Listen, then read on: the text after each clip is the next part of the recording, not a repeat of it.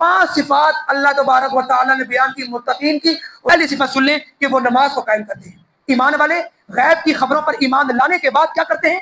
نماز کو قائم کرتے ہیں. نمبر 2، وہ اپنے اللہ کی طرف سے دیے ہوئے مال میں سے خرچ کرتے ہیں. اور نمبر 3، وہ اللہ کے رسول پر ایمان لاتے ہیں اور ان پر جو کتاب اتری اس پر بھی ایمان لاتے ہیں. اتنے انبیاء اترے پیدا ہوئے اور جتنے انبیاء پر وہ کتابیں اتری ان سب پر ایمان لاتے ہیں. اور آخری عقیدہ بیان کیا وَبِالْآخِرَةِ هُمْ يُوقِنُونَ، وہ آخرت کے اوپر بھی یقین رکھتے ہیں.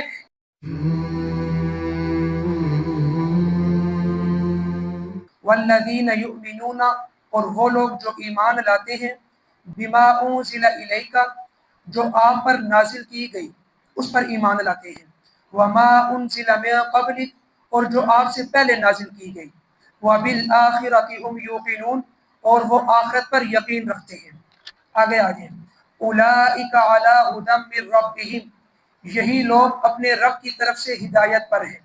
وَأُولَئِكَ هُمُ الْمُفْلِحُونَ، اور یہی لوگ فلاح پانے والے ہیں، کامیابی پانے والے ہیں. اب آ جائیے جو پہلی آیت تھی، وَالَّذِينَ يُؤْمِنُونَ، اور جو لوگ ایمان لاتے ہیں. کل آپ کے سامنے ایمان کے بارے میں بحث ہوئی تھی کہ ایمان کس چیز کو کہا جاتا ہے. آج پھر تھوڑی سی اس کی تشریح اور کر لیتے ہیں کیونکہ ایمان کی بہت زیادہ تشریح ہے، تو لہٰذا آج پھر سن لیں. جو لوگ وہ کل نہیں تھے تو آج ان کو دوبارہ سبق یاد ہو جائے گا. وَالَّذِينَ يُؤْمِنُونَ، اور جو لوگ ایمان لاتے ہیں. ایمان کے معنی امن سے ہے، ایمان کے معنی امن سے ہے. اور اگر اس کے باقی تمام الفاظ اور اس کے باقی تمام معنی کو چھوڑ دیا جائے تو اس کا جو معنی ہم کریں گے اپنی زبان کے اندر، سب سے آسان ترجمہ ایمان کا وہ یہ کہ اس لفظ کی تحقیق روح، یقین اور اعتماد پر ہے. روح، یقین اور اعتماد کے اوپر ہے. یعنی ایسا اعتقاد، یعنی ایسا آپ کا عقیدہ کہ جس کے اندر توکل، خشیت اور اعتقاد ہو، یقین کے ساتھ ہو، وہ آپ کا ایمان ہے. اور کل آپ کے سامنے ایمان کے بارے میں بات بھی ہوئی تھی کہ ایمان کہا جاتا ہے کہ دل سے کسی چیز کو تصدیق کرنا، دل سے غیب کی خبروں کے اوپر جو نبی کریم صلی اللہ علیہ وسلم نے ہم تک پہنچائی. ایسی غیب کی خبریں جو نبی کریم صلی اللہ علیہ وسلم نے ہم تک پہنچائی، ان کے اوپر دل سے یقین کرنا، یہ آپ کا ایمان ہوتا ہے.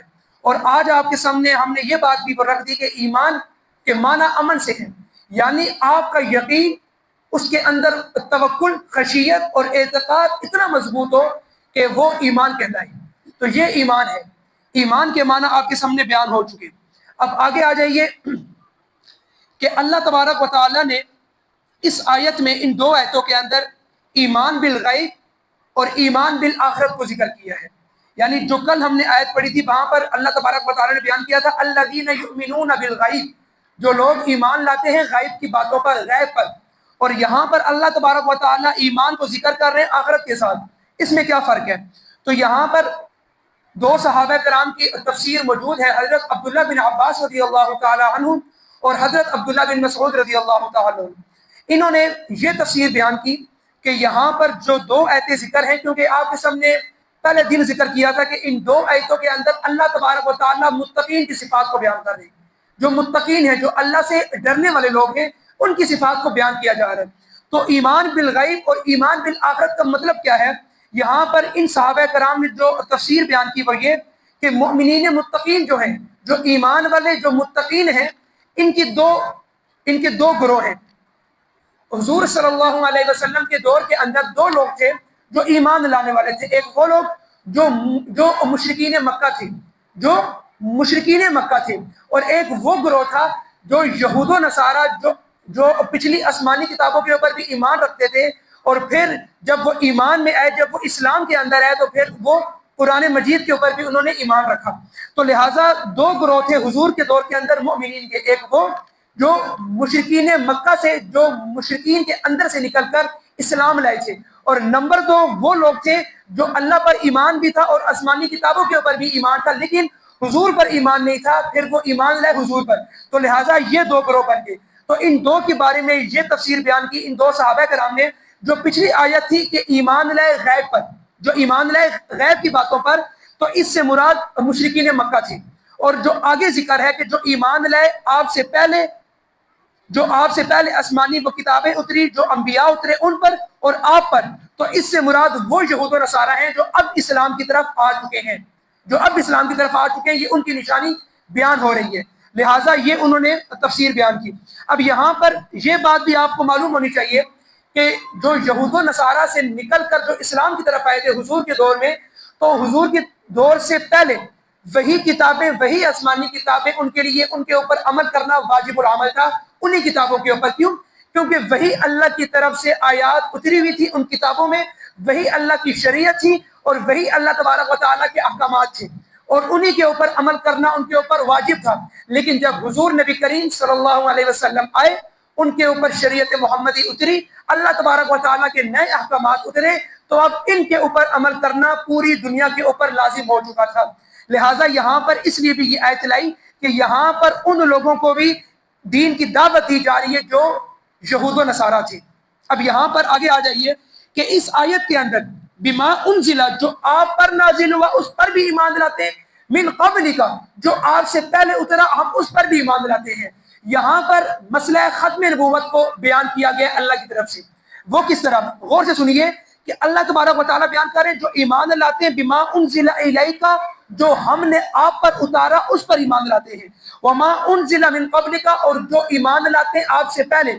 یعنی اس کا مطلب یہ ہے کہ نبی کریم صلی اللہ علیہ وسلم سے پہلے جتنے انبیاء پر وحی اتری اور جتنے انبیاء آئے ان کے اوپر جتنی کتابیں اتری، ہم سب ان پر ایمان لاتے ہیں، اور جو آپ پر اتری کتابیں اور جو آپ آئے ہم آپ پر بھی ایمان لاتے ہیں، اور آپ پر جو کتاب اتری ہم اس کے اوپر بھی ایمان لاتے ہیں۔ لیکن یہاں پر اللہ نے یہ ذکر نہیں کیا وَمَا أُنزِلَ مِن بَعْدِكَ، جو آپ کے بعد اترے گا، بلکہ بس یہ کہا کہ جو آپ پر اور جو آپ سے پہلے۔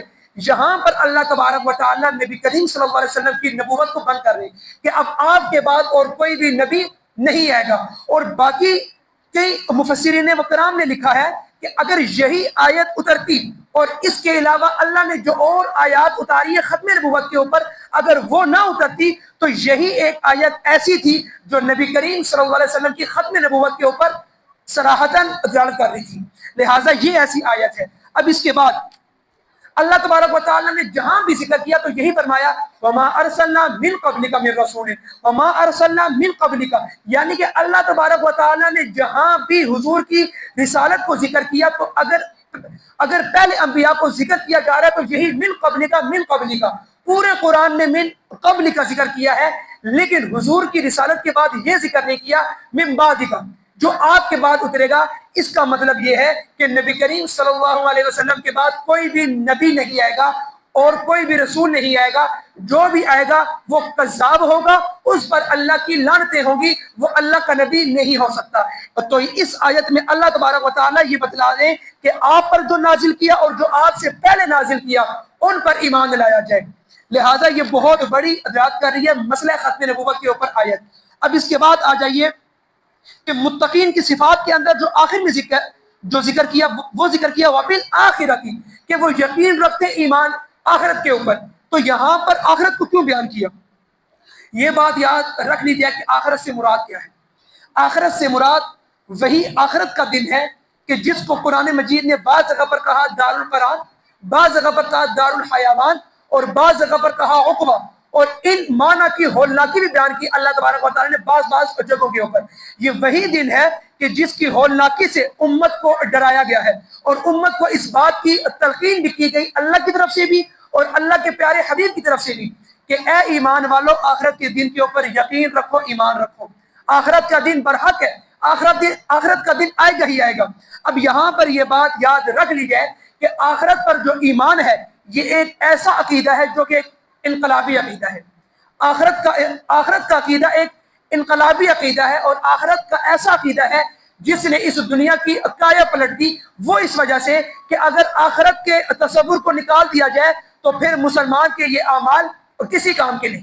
یہ جو مسلمان اپنے اعمال ٹھیک رکھتا ہے یہ صرف اور صرف اس کا آخرت پر یقین ہے، اور اللہ نے بھی آخرت کو اسی لیے بار بار ذکر کیا کہ انسان اپنے اعمال کو اسی طرح وہ کرے جس طرح نبی کریم صلی اللہ علیہ وسلم کے اوپر وہ اعمال اترے، اور حضور نے ان اعمال کو کیا، اور حضور کے صحابہ نے ان اعمال کو ذکر کیا، اور بعد کے مسلمانوں کے اوپر بھی اعمال اسی طرح لازم ہیں جس طرح ان کے انبیاء نے کیا۔ اب یہاں پر یہ آخرت کا یقین کیوں ایک انقلابی عقیدہ ہے؟ اگر اس کو نکال دیا جائے تو باقی عقیدوں کے بھی ان کا اپنا وزن تو ہے لیکن اس طرح کا نہیں رہا۔ کیوں؟ اگر ایک انسان پورا مہینہ فیکٹری کے اندر کام کرتا رہے پورا مہینہ اور آخر میں اس کو حساب کتاب نہ ملے تو یقیناً لوگ اس کو بے وقوف کہیں گے، اور پھر وہ اگلے مہینے سے اس فیکٹری کے اندر اس مل کے اندر دوبارہ وہ کام کے لیے نہیں جائے گا۔ کیوں؟ اسے معلوم ہے کہ جو میں عمل کر رہا ہوں اس کے بعد مجھے کچھ ملنا نہیں ہے۔ لہٰذا یہ تو دنیا کا اصول ہے۔ اللہ تبارک و تعالیٰ نے دین کے اندر بھی یہ اصول بتلا دیا، جو تم یہاں پر عمل کر رہے ہو یہ میں نے دنیا تمہارے لیے دارالعمل بنایا ہے، تم نے یہاں پر انجام کو چھوڑ دو، انجام میرے ذمہ ہے، میں تمہیں دوں گا، تمہارے اوپر ذمہ ہے۔ وَأَلَّيْسَ لِلْإِنسَانِ إِلَّا مَا سَعَىٰ، انسان کے ہاتھ میں صرف اور صرف کوشش ہے، انجام کو نہ پہنچے۔ ہم ایمان والوں کا سب سے بڑا مسئلہ یہ ہے کہ ہم جو عمل کرتے ہیں ہماری کوشش یہی ہوتی ہے کہ اس کا پھل ہمیں فوری طور پر ملے۔ یہ اللہ تبارک و تعالیٰ نے اس کا ذمہ نہیں لیا، بلکہ اللہ تبارک و تعالیٰ یہ آپ کے ذمے لکھ رہے ہیں۔ اللہ تبارک و تعالیٰ نے مقربین فرشتے ہمارے اوپر لگائے ہوئے جو ہمارے ہر عمل کو وہ لکھ رہے ہیں، اور یہ تمام کے تمام اعمال آخرت کے دن کے اوپر یہ اس کو کھولا جائے گا۔ اور یہ بات بھی آپ کے سامنے ہونی چاہیے کہ اگر ایک انسان کی عیش و عشرت ہے، ایک انسان اپنی خواہشات کو مکمل طور پر اپنا رہا ہے اور وہ دین کو اس طرح نہیں لے رہا جس طرح دین کا اس کے اوپر حق تھا، لیکن وہ اس طرح لے رہا ہے جو اگر اس کا دل کرے تو وہ کرتا ہے، باقی وہ اپنی خواہشات کو پورا کر رہا ہے۔ اور ایک انسان ایسا ہے جو اپنی خواہشات کو بھی پورا کر رہا ہے، عیش و عشرت بھی کر رہا ہے اور جرائم بھی کر رہا ہے، اور وہاں تک وہ جرائم کر رہا ہے جہاں تک اس ملکی وہ قوانین اس کو نہیں دیکھ رہے، یعنی ایسے علاقے کے اندر وہ جرائم کر رہا ہے اور اس کو کوئی بھی پکڑنے والا شخص نہیں ہے، وہ پیچھے کوئی بھی سوراخ نہیں چھوڑ رہا، تو ایسے انسان کے اوپر یہ آخرت کا عقیدہ ہمیشہ کے لیے لٹکتا رہے گا کہ اگر یہ انسان سیدھے راستے پر آ سکتا ہے تو وہ کبھی بھی ملکی قوانین کی وجہ سے نہیں آ سکتا بلکہ آخرت کے یقین کی وجہ سے آ سکتا ہے۔ آج ہمارے بھی ہاتھ اللہ تبارک و تعالیٰ نے اسی لیے باندھ دیے کہ اگر ہم نے یہاں پر ایسے اعمال کر دیے جو اللہ کو ناپسند ہے تو کل آخرت کے دن ہمیں اس کا حساب کتاب دینا پڑے گا۔ لہٰذا اللہ تبارک و تعالیٰ نے جو یہ عقیدہ بیان کیا ہے یہ ایسا عقیدہ ہے کہ اگر اس عقیدے کو نکال دیا جائے تو انسان کی ایک مومن کی زندگی ختم ہو جاتی ہے، اور اگر اس آخرت کے اوپر ایک مومن کا عقیدہ مکمل طور پر مضبوط ہو جائے تو کوئی بھی مومن کسی انسان کو تکلیف نہ پہنچائے، کوئی بھی مومن کوئی ایسا کام نہ کرے جو اللہ کے غصے کو دعوت دے، بلکہ وہ ہمیشہ ایسے عمال کرے کہ وہ اللہ کی رحمت کو اپنائے گا۔ تو لہٰذا آخرت کا عقیدہ اتنا ضروری ہے جہاں پر آپ کے جرائم آپ وہ جرائم کرتے جا رہے ہیں، آپ کو کوئی بھی پکڑنے والا شخص نہیں ہے، اگر آپ کے دل میں یہ آخرت کا عقیدہ آ جائے تو آپ ان جرائم سے ہٹ سکتے ہیں۔ اسی لیے اللہ تبارک و تعالیٰ نے آپ کی سیفٹی کے لیے تاکہ انسان کو کل قیامت کے دن جو ہولناکی کا دن ہے اس دن سے آپ لوگ بچ جائیں اور اس دن آپ اللہ کی رحمت کے سائے تلے آ جائیں۔ لہٰذا یہ آخرت کا دن اتنا ضروری ہے، اور آخرت کا عقیدہ میں نے پہلے کہا یہ آخرت کا عقیدہ انسانی زندگی میں انقلاب اور ایک ایسا عقیدہ ہے کہ جس نے انسانی زندگی کی کایا پلٹ دی۔ اسی لیے انسان بڑے بڑے جرائم سے بالخصوص مومنین ان بڑے بڑے جرائم سے کیوں بچتے ہیں کہ آخرت کا دن ہے۔ یہ آخرت کا دن نہ ہو تو ہماری زندگی بے معنی ہوگی، ہم وہی کریں گے جو ہمارا دل چاہے گا، اور پھر آخرت کے دن میں اللہ تبارک و تعالیٰ نے کہا کہ یہ دارالقرار ہے، یہ دارالحیوان ہے، یہ عقبہ ہے، یہ انجام کا دن ہے، اور پھر اس دن اللہ کے وہ غضب سے وہ کوئی بھی انسان نہیں بچ سکتا۔ اب یہاں پر آگے آ جائیے، وَبِالْآخِرَةِ هُمْ يُوقِنُونَ، اللہ تبارک و تعالیٰ نے بیان کیا آخرت کے دن پہ وہ یقین رکھتے ہیں، حالانکہ یہاں پر ایسے بھی تو ہو سکتا تھا وَبِالْآخِرَةِ هُمْ يُؤْمِنُونَ کہ وہ آخرت کے دن پہ ایمان رکھتے ہیں۔ یقین کا معنی یہاں پر اللہ نے کیوں ذکر کیا، اس کا جواب سنیے۔ یؤمنون ایمان لانا، میں نے وہ کل آپ کے سامنے ذکر کیا تھا کہ ایمان کا معنی کیا ہوتا ہے، دل سے تصدیق کرنا، دل سے اقرار کرنا کہ اے اللہ یہ ساری خبریں سچی ہیں، میں ان پر ایمان لاتا ہوں سچے دل سے۔ ایمان کے مقابلے میں آتا ہے تکذیب کرنا، کفر کرنا، جھٹلانا، اللہ کی ان باتوں کو جھٹلانا، یہ ایمان کے مقابلے میں آتا ہے۔ یقین ایقان سے نکلا ہے، یقین کا معنی ہے گمان سے اگلی چیز، یقین کہ آپ کو اس بات پر مکمل یقین ہے کہ میں یہ بات اس طور پہ کر رہا ہوں کہ مجھے مکمل یقین ہے کہ یہ بات ہونے والی ہے، یہ بات ہوگی۔ اور یقین کے مقابلے میں کیا آتا ہے؟ گمان، کہ میرا گمان ہے۔ اور یقین کے مقابلے میں آتا ہے شک کرنا، شک کرنا، یعنی مجھے اس بات پر شک ہے، مجھے اس بات پر یقین ہے۔ شک کا مطلب ہے کہ اس کو نہیں پتا مکمل طور پر، یہ شخص متردد ہے، اسے نہیں پتا کہ یہ بات یقینی طور پر ہے کہ نہیں، لیکن اگر شخص یہ کہے کہ یہ بات یقینی طور پر ہے تو اگلا شخص اس بات کو ماننے کے لیے تیار ہو جاتا ہے، یہ واقعتاً یقینی بات ہے۔ ایسی بات ہے کہ نہیں؟ یقین کے مقابلے میں شک ہے، ایمان کے مقابلے میں جھٹلانا ہے۔ اللہ تبارک و تعالیٰ نے یہاں پر فرمایا کہ وہ آخرت کے دن کے اوپر یقین رکھتے ہیں، یعنی ایمان والوں نے اس بات پر تصدیق کی ہے، ان کو اس بات کا مکمل طور پر علم ہے، ان کو اپنے علم کے اوپر یقین ہے کہ کل قیامت کے دن اللہ تبارک و تعالیٰ وہ دن برپا کرے گا جس دن انسان کو حساب و کتاب اپنا کو دینا پڑے گا، اپنا حساب و کتاب اس کا ہوگا۔ اس کو اتنا یقین ہے انسان کو کہ اللہ تبارک و تعالیٰ نے فرمایا وَبِالْآخِرَةِ هُمْ يُوقِنُونَ، یہ آخرت کا عقیدہ اتنا یقینی ہے، اتنا یقینی ہے کہ ایسا لگتا ہے کہ جیسے انسان کے سامنے ہے اور انسان کے سامنے ہو رہا ہے، اور انسان اسے کہتا ہے کہ یہ واقعتاً یہ آخرت کا دن ہے، یقینی طور پر۔ لہٰذا یہاں پر اللہ تبارک و تعالیٰ نے یوقنون کو اس لیے بیان کیا کہ وہ آخرت کے دن کے اوپر یقین رکھتے ہیں۔ یقین کیوں رکھتے ہیں؟ کہ اللہ نے اس آخرت کے عقیدے کو اتنا بیان کیا گویا کہ مسلمانوں کے سامنے آخرت کا دن آ چکا ہے۔ اب اس کے آگے آ جائیے، اولئک علی ھدی من ربہم، یہی لوگ اپنے رب کی طرف سے ہدایت پر ہیں۔ یہ جو متقین کی پیچھے سے صفات بیان ہوئی، یہ تمام صفات جن کے اندر ہوں گی، اللہ تبارک و تعالیٰ نے وعدہ کر دیا کہ یہی لوگ ہیں جو میری طرف سے اپنے رب کی طرف سے ہدایت پر ہیں۔ وَأُولَٰئِكَ هُمُ الْمُفْلِحُونَ، یہی وہ لوگ ہیں جو فلاح پانے والے ہیں، جو کامیابی پانے والے ہیں۔ اور جس شخص کو اللہ تبارک و تعالیٰ یہ کہہ دے کہ اے انسان تو کامیاب ہے، تو پھر اس کے لیے یہ سمجھ لیجئے اس سے بڑی اور کوئی خوشی کا دن نہیں ہوگا کہ جب آخرت کے دن اللہ تبارک و تعالیٰ کی طرف سے یہ حکم آئے گا کہ فلاں ابن فلاں کامیاب ہو چکا ہے۔ جب انسان کہیں اپنی کلاس میں یا اپنے مقابلے کے لوگوں میں پہلی وہ پوزیشن پہ آ جائے یا صرف پاس ہو جائے تو اس انسان کو کتنی خوشی ہوتی ہے۔ تو جب اللہ کی طرف سے سرٹیفکیٹ مل جائے گا وہ کل قیامت کے دن، تو اس انسان کا ٹھکانہ کیا ہوگا؟ بلکہ وہ انسان تو پوری جگہ پر وہ گھومے گا اور وہ بولے گا کہ میں کامیاب ہو گیا، میں اللہ کی طرف سے کامیاب ہو گیا، اب میں اس ابدی زندگی کی طرف داخل ہو چکا ہوں جو کبھی نہ ختم ہونے والی ہے۔ تو اللہ تبارک و تعالیٰ یہی بیان کر رہے ہیں کہ یہی لوگ، اور پیچھے صفات بیان ہوئی ہے متقین کی، پہلی صفت سن لیں کہ وہ نماز کو قائم کرتے ہیں۔ ایمان والے غیب کی خبروں پر ایمان لانے کے بعد کیا کرتے ہیں؟ نماز کو قائم کرتے ہیں۔ نمبر 2، وہ اپنے اللہ کی طرف سے دیے ہوئے مال میں سے خرچ کرتے ہیں۔ اور نمبر 3، وہ اللہ کے رسول پر ایمان لاتے ہیں اور ان پر جو کتاب اتری اس پر بھی ایمان لاتے ہیں۔